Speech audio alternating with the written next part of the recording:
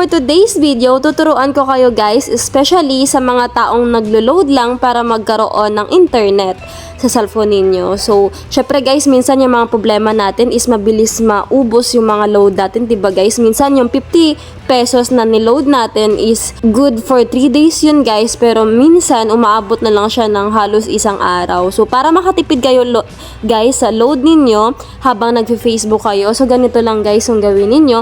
I-click nyo lang yung Facebook ninyo guys. Ayan, open nyo lang yung Facebook ninyo. Tapos pumunta lang kayo doon sa picture ninyo sa gilid. Tapos pumunta kayo guys sa settings and privacy and settings. Ayan. Pag nandyan ka na guys, mag-scroll ka lang, hahanapin mo lang tong media. I-click mo lang yan guys. Tapos pag nandyan ka na, i-click mo lang tong data saver. So yan guys, yung piliin mo. Tapos dito naman sa autoplay, piliin mo lang tong never autoplay videos. So, nakalagay dito, changes have been saved. So, okay na yun guys. Automatic na nabago na yun.